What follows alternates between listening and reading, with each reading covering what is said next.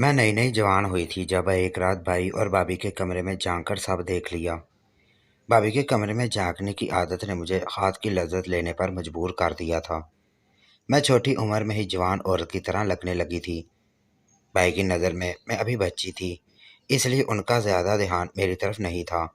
लेकिन मैं शादी के काबिल हो चुकी थी। इसका अंदाज़ा मुझे उस रात हुआ जब मैं अकेली कमरे में ड्रेसिंग टेबल के सामने खड़ी खुद का मुआयना करने लगी। तो अपने जिस्म में वाज़िया तब्दीलियाँ देखकर मैं समझ गई थी कि अब मैं बर्दाश्त कर सकती हूँ। उन्हीं दिनों भाभी का भाई हमारे घर रहने के लिए आ गया था।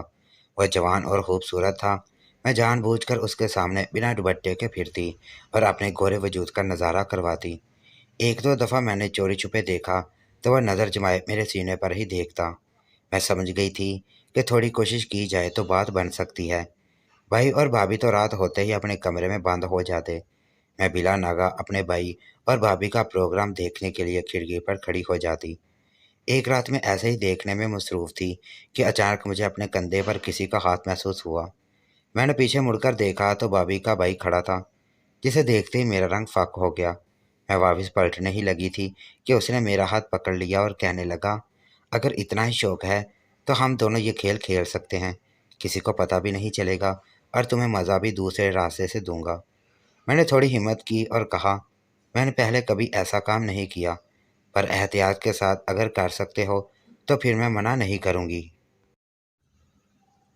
भाभी के भाई ने मुझे पूरी तसल्ली दी और मेरे साथ मेरे ही बेडरूम में आ गया। मैं जैसे ही बिना कपड़ों के उसके सामने आई तो उसके मुंह से राल टिपकने लगी थी। मैंने साइड टेबल के दराज से वैसे निकाल कर उसके हाथ में दी और कहा कि अच्छी तरह मेरे रिंग को नरम कर लेना ताकि तकलीफ ना हो। इतना कहकर मैं नीचे कालीन पर पोजीशन बनाकर झुक गई। पीछे मुड़कर देखा तो भाभी का भाई एक नीली गोली पानी के साथ निकल रहा था। इतना तो मैं जानती थी कि ये गोली टाइमिंग वाली है। मैं आहिस्ता आहिस्ता पीछे को हिलने लगी तो मुझे ऐसे महसूस हुआ कि जैसे आधा चंद मिनट ही गुजरे थे भाभी के भाई का जिस्म अकड़ने लगा और उसका पानी अंदर ही। मेरी माँ का मुझे जन्म देते वक्त ही इंतकाल हो गया था और जब मैं 12 साल की थी तब मेरे पापा का भी इंतकाल हो गया था। इन दिनों की मौत का मुझ पर बहुत गहरा सदमा हुआ था। मैं बिल्कुल सदमे में चली गई थी। तब मुझे ज़िंदगी की तरफ मेरा भाई लेकर आया। वो एक ही वक्त में मेरे माँ और बाप के साथ साथ दोस्त भी बन गया। मेरा भाई 16 साल का था, लेकिन वो मुझे ऐसे संभाल रखा था जैसे वो 30 साल का हो। वो मेरा बहुत ख्याल रखता, मुझसे बहुत प्यार करता था। मैं जिस चीज़ की ही ख्वाहिश करती वो फ़ौरन मुझे ला कर देता। बाबा की कई सारी ज़मीनें थी जिसकी देखभाल मेरा भाई करता था। मुझे रुपए पैसे की कोई फ़िक्र नहीं थी। जब मैं 14 साल की हुई तो मेरे जिस्म में बहुत सारी तब्दीलियाँ आईं। तब मुझे किसी औरत की ज़रूरत थी जो मेरा बहुत ज़्यादा ख्याल रखती, मुझे ज़माने की ऊंच नीच के बारे में बताती, लेकिन मेरी ज़िंदगी में ऐसी कोई औरत नहीं थी। मैं अपना दुख सुख नहीं कह सकती थी। भाई मुझसे बहुत प्यार करता था, लेकिन कुछ बातें ऐसी होती हैं जो एक लड़की सिर्फ लड़की से ही कर सकती है, लड़कों से नहीं कर सकती। मुझे इस बात की बहुत ज़रूरत महसूस हुई। भाई की शादी हो जानी चाहिए, लेकिन मैं भाई से नहीं कह पाई और बहुत सारी प्रॉब्लम के साथ ऐसे ही ज़िंदगी गुजार रही थी। मेरी उम्र अब 16 साल हो चुकी थी जब एक दिन हमारी पुप्पो हमारे घर आई। वो परदेश में रहती थी और बहुत कमाती थी, लेकिन जब भी आती थी हमसे मिलने ज़रूर आती थी। अभी वो तकरीबन 6 साल बाद आई थी। ज़िंदगी में मुझे कभी इतनी खुशी नहीं हुई थी जितनी पुप्पो के आने से मिली थी। मैंने उनके साथ बहुत अच्छा वक्त गुजारा था। वो 1 महीना हमारे साथ रही, मेरे भैया से जल्दी शादी करने का बोलकर चली गई। उनकी ये बात सुनकर मैं भी परेशान हो रही थी। भैया की शादी करने का ख्याल मुझे पहले क्यों ना आया। मैं खुद को कोसने लगी। पुप्पो भी भैया को शादी करने का कह रही थी और फिर मैंने भैया पर जोर डालना शुरू कर दिया कि जल्दी से शादी कर लो। तब भैया ने एक लड़की का बताया जिससे भैया बहुत पसंद करते थे। हमारे एक चचा भैया का रिश्ता लेकर लड़के के घर गए। लड़की ने भी अपनी माँ को पहले ही भैया का बता दिया था। इस तरह से भैया का रिश्ता हो गया और फिर कुछ वक्त बाद हमने भैया की शादी तय कर दी। शादी से पहले ऐसी मुश्किल आई जिसने सबके होश उड़ा कर रख दिए। मेरी होने वाली भाभी के पापा का भी इंतकाल हो चुका था। उनके घर में उनका छोटा भाई और उनकी माँ रहती थी। शादी से 3 दिन पहले उनकी माँ को हार्ट अटैक आया और उनकी जान चली गई। मेरी होने वाली भाभी पर बड़ी मुसीबत आई थी, बहुत ज़्यादा प्रॉब्लम में थी। ऐसे में मैंने और भैया ने उनके ख़ानदान का बहुत ख्याल रखा। भाभी का भाई भी उसकी मुश्किल वक्त में जैसे टूट कर रह गया था। वह ना तो किसी से बात करता था और ना ही कहीं बाहर आता जाता था। वो बिल्कुल खामोश हो चुका था। वो अपनी माँ से बहुत मोहब्बत करता था, मोहब्बत तो भाभी भी अपनी माँ से बहुत करती थी, लेकिन उनका छोटा भाई अपनी माँ से कुछ ज़्यादा ही अटैच था। मैंने और भैया ने यही फैसला किया कि शादी का तारीख आगे कर देते हैं, क्योंकि भाभियाँ और उनके भाई की ऐसी हालत नहीं थी कि वह शादी कर पाते। मैं और भैया रोज़ उनके घर आते और उनका हाल चाल पूछते थे। वक्त हर दम को भर देता है। मौका देकर हमने फिर से शादी की बात छेड़ दी और बहुत ही सादगी के साथ भाभी को ब्याह कर अपने घर ले आए। भाभी अपने भाई के लिए बहुत फिक्रमंद थी, लेकिन उनके भाई ने कहा था कि वो अपना ख्याल रख लेगा, आपको फिक्र करने की ज़रूरत नहीं। आप अपनी ज़िंदगी में खुश रहें और नए घर का ख्याल रखें। भाभी का भाई कोई 18 साल का था। उसके मुंह से ऐसी समझदारी वाली बातें सुनकर सभी बहुत परेशान हुए थे। भाभी ने भी अपनी नई ज़िंदगी की शुरुआत कर ली थी। वो मुझसे बहुत ही प्यार करती थी। हम दोनों के बीच बहुत ज़्यादा हंसी दोस्ती हो गई। पहले मुझे ये लगता था कि भाभी के आने के बाद मेरा भैया बदल जाएगा, लेकिन ऐसा ना हुआ। भैया अभी मेरे साथ पहले की तरह प्यार करते थे। एक दिन भाभी अपने भाई के घर गई तो वापस आने पर बहुत ज़्यादा चुप थी। भाभी की खामोशी को मैंने और भैया दोनों ने महसूस किया और उनसे पूछा, लेकिन उन्होंने कुछ ना बताया। वो ज़्यादातर कोई कोई रहती थी और अब जब से अपने भाई के घर से होकर आई थी, मैंने अक्सर उन्हें चुपके रोते हुए भी देखा था। उनकी परेशानी मुझसे देखी ना जा रही थी, लेकिन मेरे पास उनकी मुश्किल का कोई हल भी नहीं था। हल तो तब होता जब भाभी हमें कुछ बताती। भाभी तो कुछ बताने का नाम नहीं ले रही थी।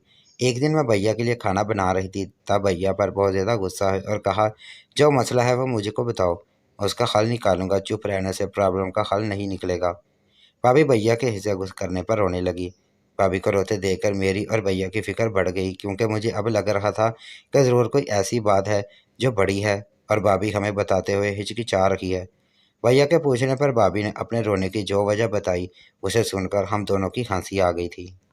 इतनी भी बड़ी बात नहीं थी जिसने भाभी को इतना परेशान कर रखा था। अब हमें पता चल गया था कि हमारी भाभी बहुत ही छोटे दिल की है। भाभी ने बताया था कि उनके भाई को बुखार था। जब अपने भाई से मिलने के लिए गई थी तो उसने ना तो खाना खाया था और ना ही कोई दवा ली थी। अब वो ठीक हो चुका था, लेकिन भाभी की फिक्र वैसी की वैसी ही थी। कहीं अगर उसे फिर से बुखार हो गया तो उसका ख्याल रखने वाला कोई नहीं है। फिर भैया ने जो बात भाभी से की, ये बात सुनकर भाभी को यकीन ना आया। वो बार बार भैया से कह रही थी कि क्या आप सच कह रहे हैं? क्या सच में ऐसा हो सकता है? भैया हर बार मुस्कुराते हुए सर हिला देते। भैया ने भाभी से कहा था कि वो उनके भाई को भी अपने घर ले आएंगे। मुझे भी भाभी से आने कोई मसला नहीं था। अगर भाभी का भाई हमारे घर आ जाता तो भाभी की परेशानी दूर हो जाती। इस तरह शाम को भाभी और भैया जाकर उनके भाई को हमारे घर ले आए। भाभी के भाई ने यहाँ आने से मना कर दिया, लेकिन भैया ने उन्हें मनाकर दम लिया। भाभी की सारी परेशानी दूर हो गई थी। भाभी को खुश देखकर हमारा घर का माहौल बहुत अच्छा हो गया था। भाभी का भाई कुछ दिन तो हमसे दूर रहा, फिर वो भी हमारे घर के एक फ़र्द की तरह हो गया। कुछ दिन तो घर का माहौल ठीक रहा, लेकिन अब मुझे थोड़ी मुश्किल का सामना करना पड़ रहा था। भाभी का भाई मेरी तरफ अजीब नज़रों से देखने लगा था। अक्सर मुझे महसूस होता था कि वह मुझे देख रहा है, लेकिन जब मैं उसकी तरफ देखती तो वह जल्दी से नज़र फेर लेता। उसके इस तरीके से देखने में मुझे बहुत उलझन महसूस होती थी। पहले वो मुझे चोरी चोरी देखा करता था, लेकिन जबकि अब वो मेरे देखने की परवाह भी नहीं करता था। मैं जब उसकी तरफ देखती तब भी वो नज़रें नहीं फेरता था, बल्कि डीठ बनकर मेरी तरफ देखता रहता। मुझे दिल ही दिल में बहुत गुस्सा आता था, लेकिन मैं उसे कह ना सकती थी और ना ही भाभी से उसकी शिकायत कर सकती थी। मैं नहीं चाहती थी कि भाभी को लगे कि मैं नंद वाला किरदार अदा कर रही हूँ या मुझे उनके भाई के आने से कोई मसला है। एक दिन मैं किचन में खाना बना रही थी। भाभी नहाने गई और भैया काम पर थे। जब अचानक वो घर आ गया, उस वक्त कभी भी घर नहीं आया करता था, और सीधा किचन में आया और मुझसे पूछने लगा कि आप ही कहाँ हैं। मैंने कहा वो अपने कमरे में है। उसके बाद वो मेरे करीब आया और कहने लगा, मेरा बहुत दिल करता है कि तुम्हें अपने काले घोड़े की सवारी करवाऊँ। क्या तुम्हें दिल नहीं करता कि तुम मेरे घोड़े की सवारी करो? मैंने उस बात की उम्मीद ना रखी थी कि मुझे ऐसा कुछ कहेगा।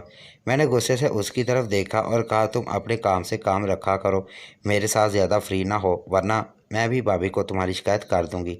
मेरी बात सुनकर वो हंसने लगा और बोला कि क्या शिकायत करोगी? मैंने गुस्से से उसकी तरफ देखा और अपने कमरे में चली गई। अब वो मेरे लिए दर्द सर बनता जा रहा था।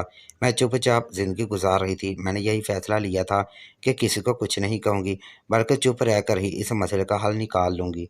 मैं नहीं जानती थी कि मुझ पर क्या तूफ़ान लाने वाली है।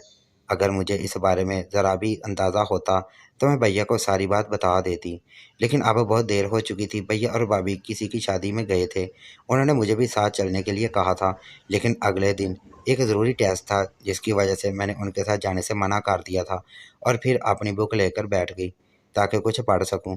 लेकिन मेरा पढ़ाई में ज़रा भी मन नहीं लग रहा था।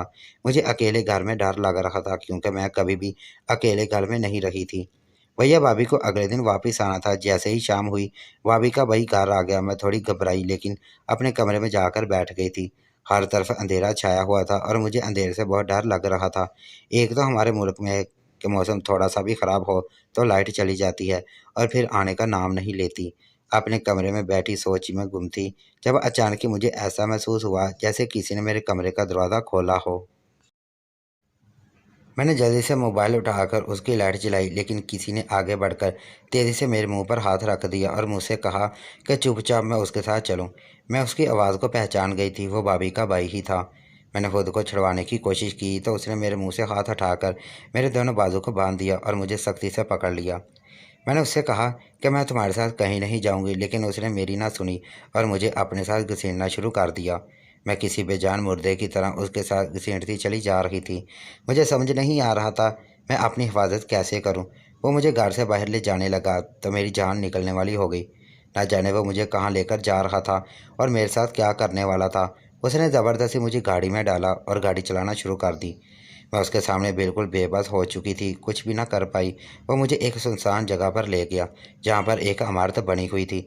उसने मुझे गाड़ी से बाहर निकाला। मैंने एक बार फिर से खुद को छुड़वाने की कोशिश शुरू कर दी, लेकिन मैं अब भागकर यहाँ से कहाँ जाती।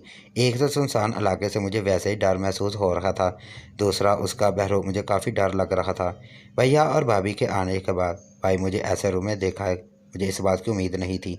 वो मुझे इस इमारत के अंदर ले गया और कहने लगा, आज तो तुम्हें अपने काले घोड़े की सैर करवा कर ही रहूँगा। उसकी बात सुनकर मैं बहुत ज़्यादा परेशान हो गई। अब मुझे समझ आ रहा था कि वह काला घोड़ा किसको बोलता था। डर के मारे मेरी जान निकलने लगी और मैंने उसके सामने रोना शुरू कर दिया। मैंने कहा, मैं नहीं करना चाहती तुम्हारे काले घोड़े की सैर। मुझे बहुत डर लगता है, खुदा के लिए मुझे जाने दो। मैं उसे बहुत ज़्यादा गुजारिश कर रही थी लेकिन वो अजीब सा बना था। उस पर मेरी किसी बात का कोई असर नहीं हो रहा था। उसने अपना काला घोड़ा बाहर निकाला। चमकदार काला घोड़ा मेरे सामने था।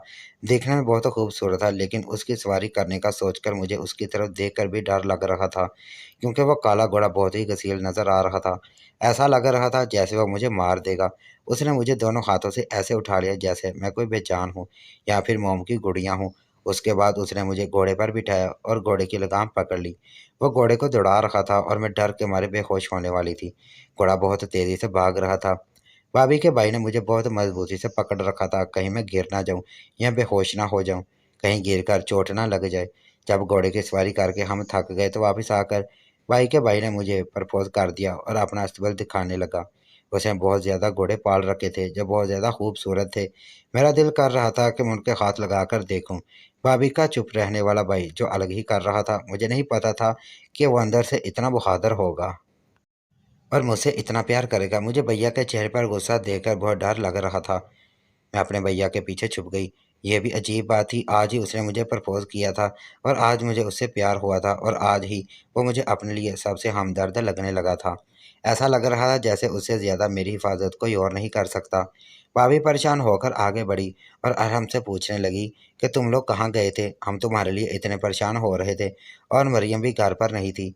ये बात मुझे और भी परेशान कर रही थी। अरहम मेरा हाथ पकड़ा और भाभी से कहने लगा, आपी मरियम घर में अकेली थी और डर भी रही थी और मुझे अपने अस्पताल में जाना था, इसलिए मैं मरियम को भी अपने साथ ले गया। वो तो बार बार मुझे मना कर रही थी लेकिन मुझे उसे घर पर अकेले छोड़कर जाना ठीक नहीं लग रहा था। मैंने आंसू भरी नज़रों से अरहम की तरफ देखा। उसने आज मेरे भैया और भाभी के सामने मेरी इज्जत रख ली थी। अगर भैया भाभी को पता चल जाता कि अरहम मुझे प्रपोज करने के लिए अगर भैया भाभी को पता चल जाता कि अरहम मुझे प्रपोज करने के लिए लेकर गया था तो उनकी नज़रों में मेरी इज्जत क्या रह जाती। मैंने बहुत ही प्यार से अरहम की तरफ देखा और वो मुझे दुनिया का सबसे अच्छा आदमी लग रहा था। भैया का चेहरे का गुस्सा भी कुछ कम हुआ और उन्होंने अरहम का शुक्रिया अदा किया। उसके बाद मुझे अपने कमरे में जाने के लिए कहा। मैं डरते डरते अपने कमरे में चली गई। कुछ देर बाद भाभी मेरे लिए दूध लेकर आई तो मैंने भाभी का हाथ पकड़ लिया। भाभी ने हैरानी से मेरी तरफ देखा और बोली, मरियम क्या बात है। मैंने सोच लिया था कि मैं भाभी को कहूँ कि अरहम से प्यार करने लगी थी और उसे शादी करना चाहती थी, और इन सब के लिए ज़रूरी था कि मैं भाभी को सब कुछ बता देती। मैं डर रही थी कि भैया मेरा रिश्ता ही ना कर दें। हैरत की बात यह थी कि अभी वो मुझे प्यार हुए कुछ ही घंटे हुए थे और मैं अरहम को खोने से डरने लगी थी। भाभी को बताते हुए भी मुझे हिचकिचाहट हो रही थी, साथ ही डर भी लग रहा था, लेकिन मेरा उनको बता देना सही था। इसलिए मैंने भाभी से कहा, भाभी मुझे अरहम अपने अजमल दिखाने के लिए लेकर गया था और वहाँ मुझे काले घोड़े की सवारी भी करवाई। और उसके बाद उससे पहले कि मैं अपनी बात पूरी करती, भाभी ने दूध का गिलास एक तरफ रखा और खुश होते मुझे गले से लगा लिया। मैं हैरान रह गई थी कि भाभी को अचानक क्या हुआ। मैंने उनसे कहा, आप मेरी बात तो सुने, लेकिन भाभी कुछ सुनने के मूड में नहीं थी। वो खुशी से नाच रही थी और मैं हैरान होकर उनकी तरफ देख रही थी। कुछ देर बाद भाभी का जोश कुछ ठंडा पड़ गया तो मेरे पास बैठ गई और मेरा हाथ पकड़ते हुए बोली, मुझे पता है तुम आगे क्या बोलने वाली हो। बस वो खुशी के मारे मैं खुद को कंट्रोल ना कर पाई तो मैंने उनसे पूछा, आपको कैसे पता कि मैं क्या बोलने वाली हूँ? आप जो समझ रही हैं वो कहना नहीं चाहती, बल्कि मैं कुछ और कहना चाहती थी। मैं उन्हें बताना चाहती थी कि अरहम ने मुझे प्रपोज़ किया है और मैं भी उसे प्यार करती हूँ। तो भाभी मेरी पूरी बात सुन ना रही थी, न जाने क्या सोचकर बैठी हुई थी। भाभी ने कहा, अरहम ने तुम्हें प्रपोज़ किया क्या? तुम दोनों एक दूसरे से प्यार करते हो? तुम यही कहने वाली हो ना? मेरा मुँह खुल गया।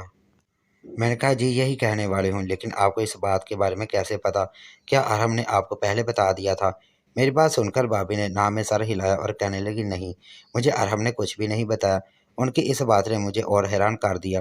तो मैंने उनसे पूछा, अगर अरहम ने आपको कुछ नहीं बताया तो फिर आपको कैसे पता चला? जिस पर भाभी फिर हंस पड़ी और कहने लगी, काले घोड़े की वजह से। ये चिल्ला काला घोड़ा अरहम ने सबसे पसंदीदा घोड़ा है और मुझे पता है कि वह इस घोड़े पर किसी को भी सवारी नहीं करने देता। उसका कहना था कि वो सबसे पहले अपने होने वाली बीवी को घोड़े पर बिठाएगा। अगर वो तुम्हें काले घोड़े पर सवारी करवाने के लिए ले गया था तो इसका मतलब यही है कि तुम मेरी भाभी बनने वाली हो। ज़िंदगी कितनी अच्छी हो जाएगी। अपने भाई के लिए मुझे बहुत पसंद थी, लेकिन मुझे तुम्हारे भैया से डर लगता था और उनसे कुछ भी ना कह सकती थी। मुझे डर था कि कहीं तुम्हारे भैया मुझे गलत ना समझ लें। मैं इसलिए चुप थी, लेकिन रोज़ दिल में यही ख्वाहिश करती कि तुम दोनों को एक दूसरे से प्यार हो जाए। मैं जो चाहती थी वो पूरी हुई और तुम दोनों एक दूसरे से मोहब्बत करने लगे। मेरी सारी परेशानी अब दूर हो गई। अब मैं तुम दोनों की जल्दी शादी भी करवा दूँगी। एक वक़्त था जब भाभी को परेशान देखकर मैं खुद भी बहुत परेशान थी। हम दोनों ने एक जैसा वक़्त देखा था। उनके भी माँ-बाप इस दुनिया में नहीं थे और मेरे भी। हम दोनों ही एक मुश्किल से गुज़रे थे, इसलिए एक-दूसरे के दर्द को अच्छे तरीके से समझते थे। अब हमारा एक ख़ानदान था और इससे ज़्यादा खुशी की बात और क्या थी। भाभी मुझे छेड़ने लगी तो मैं शर्मा कर उनके गले लग गई।